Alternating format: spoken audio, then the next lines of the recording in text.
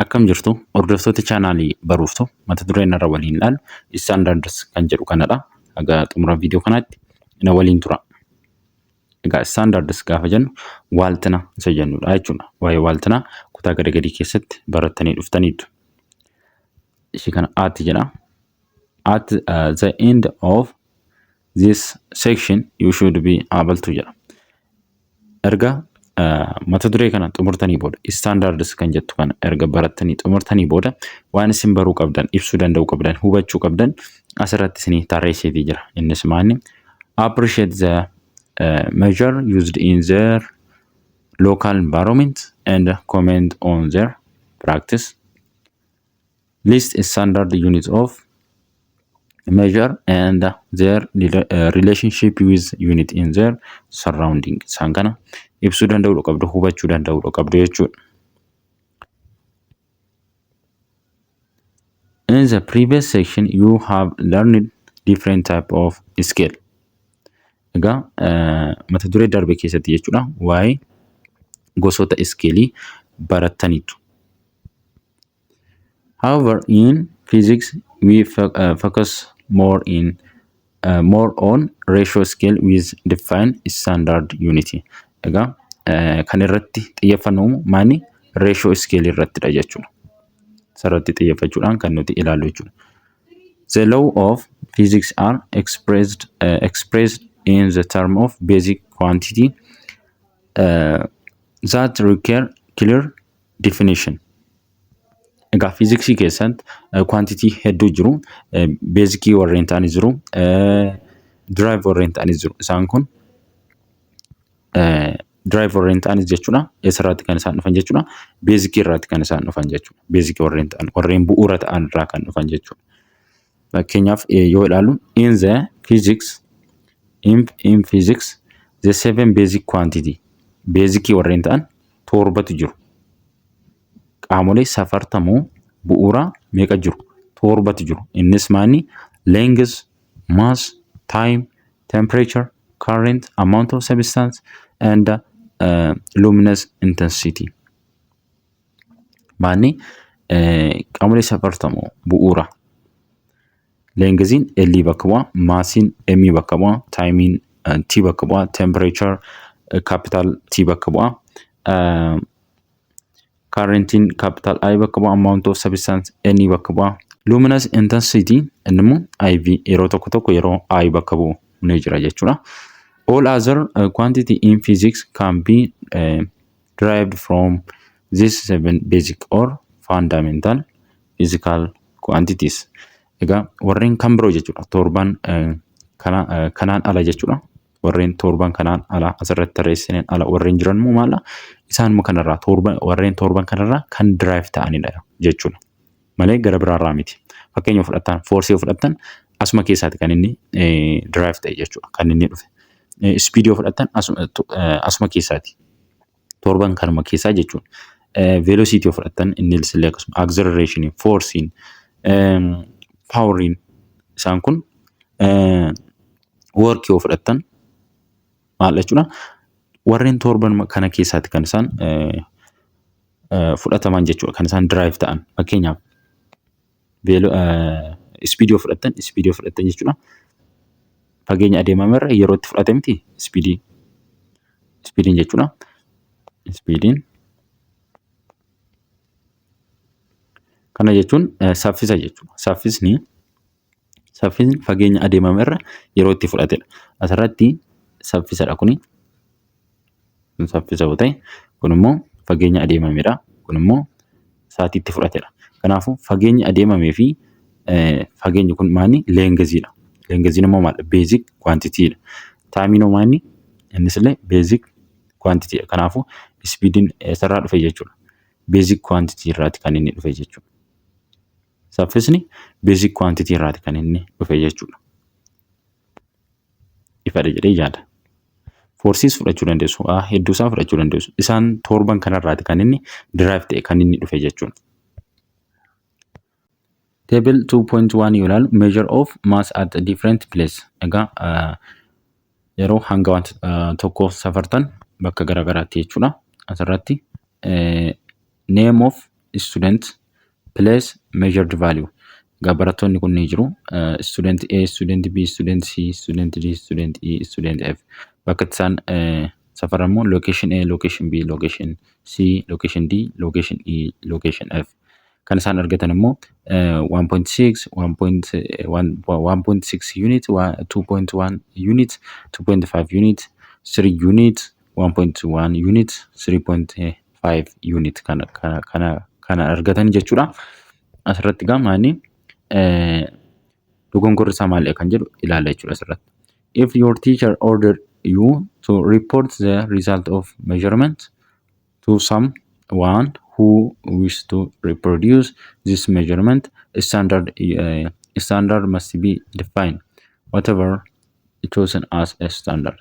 Asirratti barsiisaan keessan otoo kana gabatee kana report godhaa isiniin jedhee maal gochuu qabdu kana jechuudha.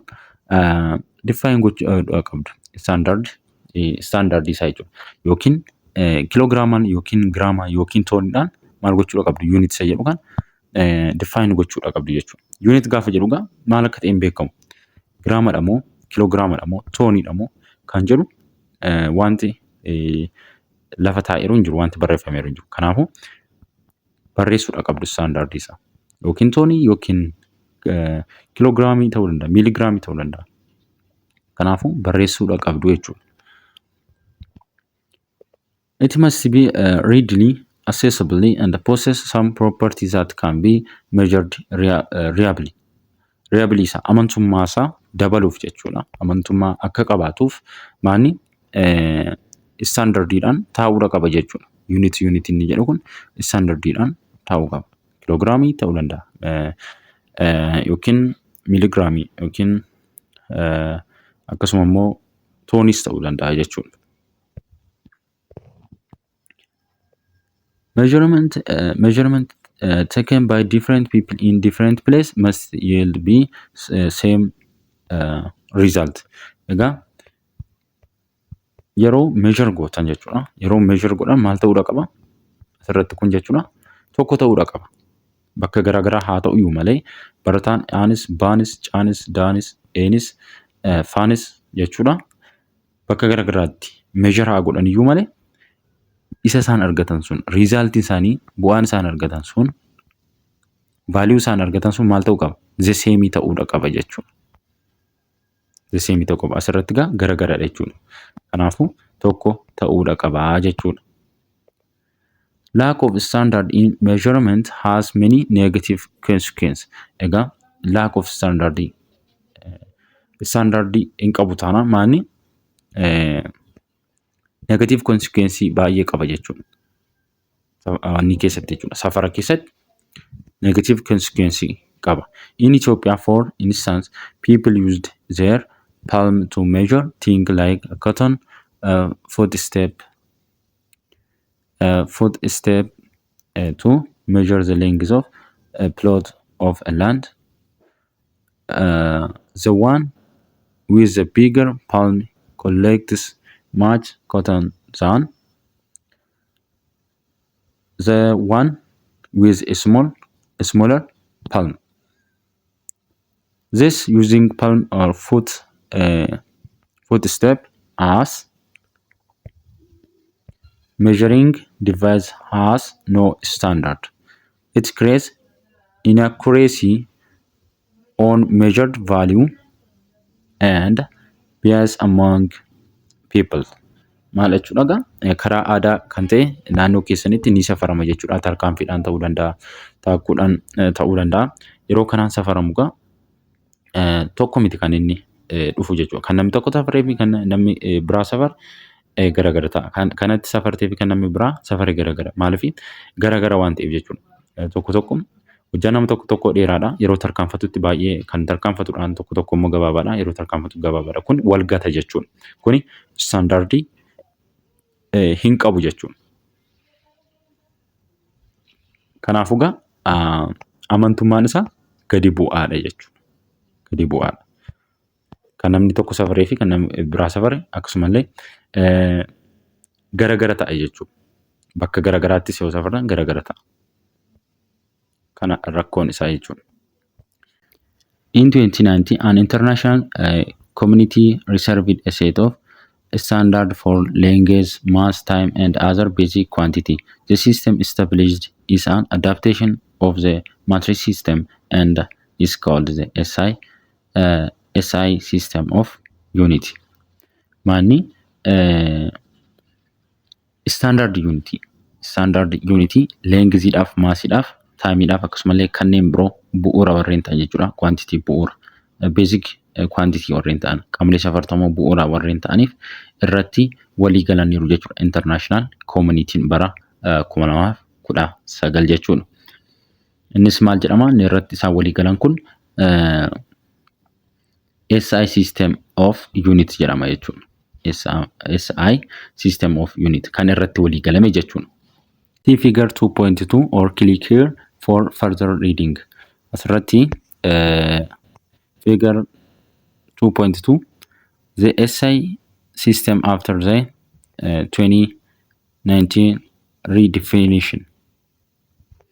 Manni SI system after the 2019 redefinition. Sakanaga internet fayyadamtanii caalatti dubbisuu dandeessu jechuudha. Akkamitti akka jijjiirame akkamitti akka gara SI unitiitti jijjiirame jechuudha. Caalatti dubbisuu dandeessu. Lengezii olaalu jechuudha. SI unitiin isaa maali warreen kaanoo SI unity kan hin taane kan jedhu ilaaluudhaaf jechuudha. Lengezii olaalu. Dheerina jechuudha. Meter is a standard or international system SI unit for length. Egaa kan irratti walii galame jechuudha. Standardii kan ta'e meetiraadha jechuudha. Lengziidhaaf meetiraadha. Meter is a standard or international system. International system SI unit for length. Kun egaa meetira akka ta'u kan irratti walii galan jechuudha. Isaan kanas eenyutu irratti walii gale? International community warra jedhaman jechuudha. There are also other non-SI unity of length. Kanneen biroo SI unity warreen hin taane jechuudha ni jiru. Kan irratti walii hin galamne jechuudha. Innis maani? There are centimeter, millimeter, kilometer warreen hedduu isaanii barreessuu dandeessu jechuudha. Kan akka maayilaa fa'aa barreessuu dandeessu. Hedduu isaa barreessuu dandeessu. Isaan kun maala kan SI unity warreen hin taanedha jechuudha. Kan irratti walii galame kamidha? Meetiradha. Today the meter is defined as a distance traveled by light in vacuum during a time of 1/299792458 second. Asirratti gaa waliin madaalchisaati jira jechuudha. Meetiraa fi sekendii jechuudha. Asirratti gaa sekendii tokko keessatti jechuudha. Sekendii tokko keessatti ifti jechuudha. Ifti jechuudha. Vaakiyuumii keessa kan deemu sekendii tokko keessatti haga kana jechuudha. Meetira haga kanaati kan inni deemu. Meetira hagamii 299,792,458 kan inni deemu. Kana jechuun gara sadiittoo buttaan kana jechuudha. Ishii kana jechuudha. Meeqa ta'a? 0 meeqa? 1 2 3 4 5 6 7 8. Meeqa jechuudha? 1 2 3 4 5 6 7 8 yoo ta'u miliyoona meeqa jechuudha? Miliyoona 300. Kana gara kanaatti yeroo buttan jechuudha. Gara naannoo miliyoona 300 deema jechuudha. Naannoo miliyoona 300 ifti jechuudha. Ifti vaakiyuumii keessa. Vaakiyuumii yeroo jennu bakka duwwaa keessa jechuudha. Bakka duwwaa keessa bakka homtuu hin jirre jechuudha. Ifti kan inni deemuu danda'u naannoo hagamiiti? Naannoo miliyoona 300 deema. Sekendii tokko keessatti meetira hagamii deema? Naannoo miliyoona 300 deema jechuudha. Time yoo ilaallu it is defined as a interval between two events. Maali ibsama jechuudha? The interval between two events. Intervaala lamaan gidduudhaan kan nu ibsudha jechuudha. Fakkeenyaaf fiigicha tokko fiigdan yeroo itti eegaltanii fi yeroo itti xumurtan ni qaba jechuudha. Kana jechuun two intervaalii. Kana jechuun yeroo kaatan sa'aatii ni qaba. Sa'aatii qabattanii ni kaatu. Yeroo xumurtanii sa'aatii ni qaba. Sun gidduu sa'aatii hangamii isinitti fudhate kan jedhu kan ittiin ibsitan jechuudha. It is a fundamental quantity. Maani taayimiin jechuudha fundamental yookiin basic quantity dha jechuudha. Qaamolee safartamuu bu'uuraati. The unit of time is SI, system is second. Maani secondii dha jechuudha. SI unitiin isaa jechuudha. Kan irratti walii galame secondii. The non-SI unit of time are minutes, hour, day, month, year. Kanneen biroo immoo SI kan hin taane jechuudha. SI unitii kan hin taane immoo maani? Minitii, hawrii, day, month, year isaan kanadha jechuudha. Kan akka daqiiqaa, kan akka sa'aatii, akkasumallee guyyaa, ji'a, waggaa isaan kun warreen SI unity kan hin taanedha jechuudha. The second is defined as 9192631770 time the period of vibration of radiation from the cesium 133 atoms. Kun atomidha jechuudha. Kunis amma compare gochaati jira akkuma sitti waliin compare goone ilaalle jechuudha. Maaliif maal waliin compare goone wal madaalchaa jira. Secondii fi maali jechuudha. Vibration kan inni wal madaalchaati jiru jechuudha. Secondii tokko keessatti jechuudha. Atomiin cesium jedhamu kun atomiin cesium jedhamu kun jechuudha. Atomiin cesium 133 jedhamu kun jechuudha. Secondii tokko keessatti haga kana vibrate godha jechuudha. Haga kana sochii gaggeessa. Vibrate yeroo jennu kan sochii gaggeessu jechuudha. Secondii tokko keessatti vibration hammana godhaa jechuudha. Atomiin cesium 133 jedhamu kun haga kana vibrate godha jechuudha.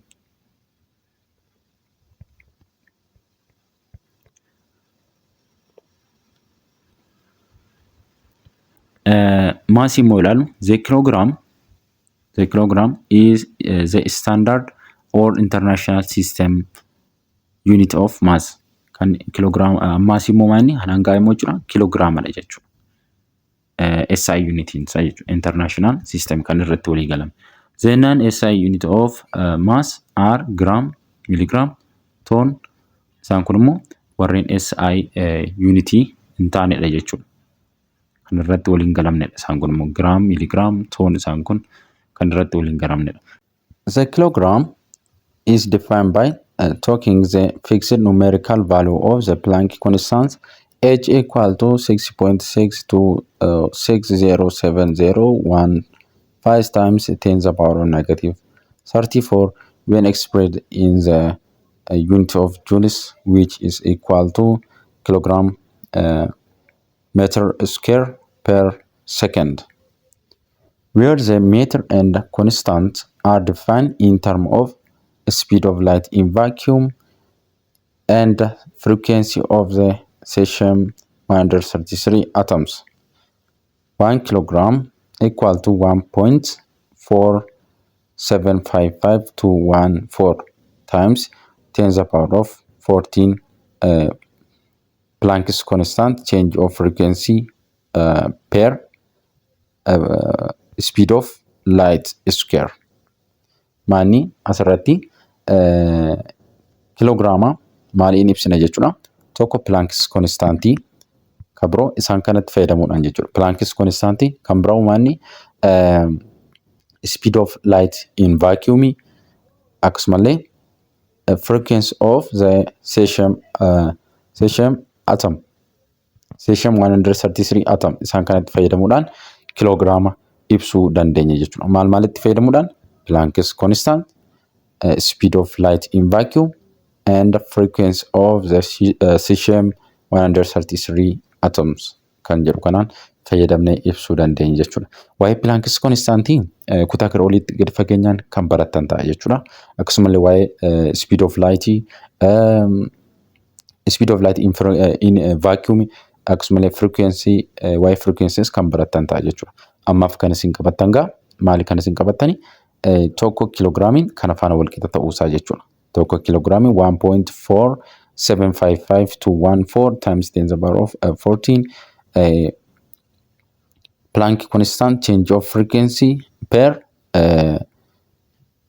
speed of light square ishii kana qabattu jechuudha. Waa'ee Planck constant speed of light frequency waa'ee frequency kutaa gara oliitti gadi fageenyaan barattu ammaaf ishii kana qabattu jechuudha.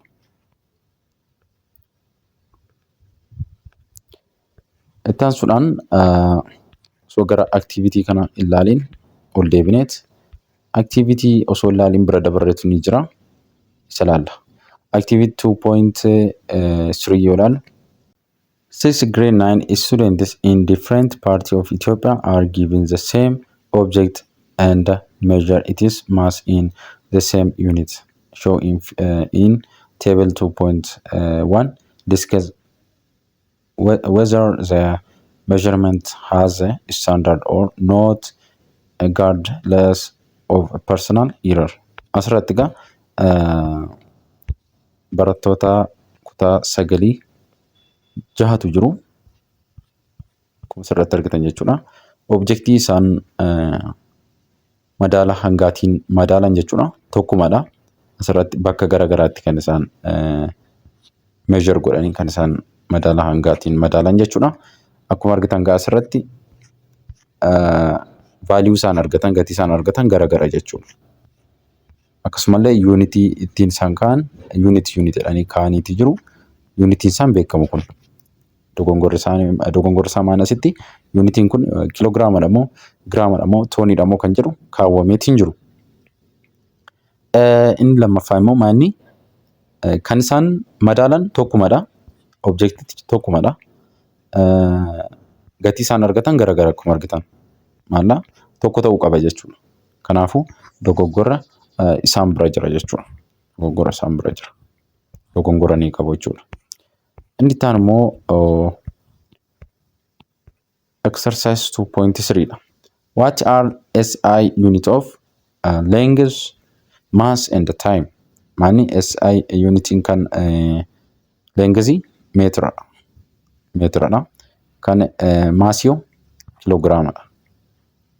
Kiloogiraama kan taayimiyoo sekendiidha.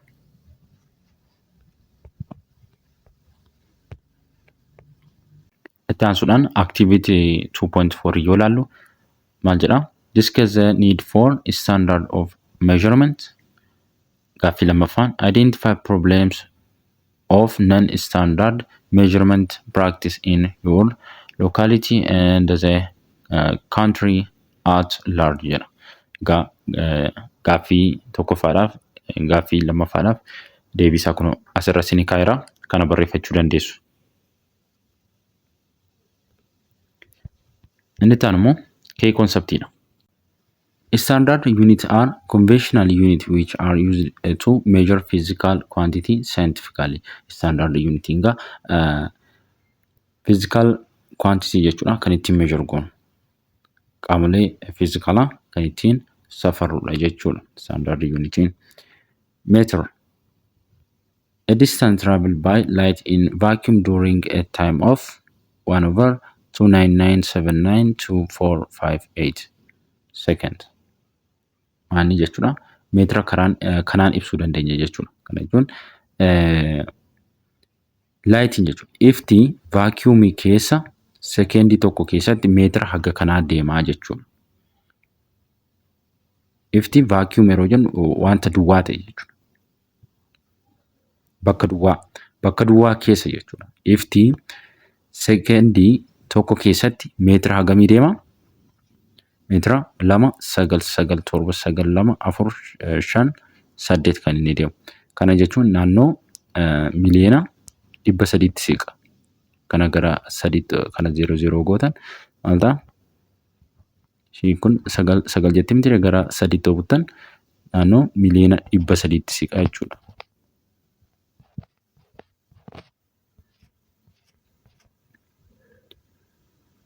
Akkasiin ibsuu dandeessu jechuudha.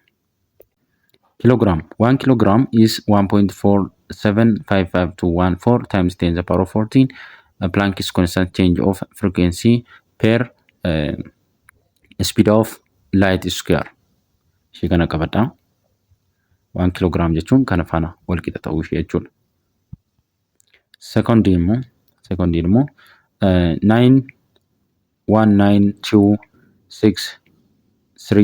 919263170 times the rate of evaporation of radiation from the cesium 133 atoms.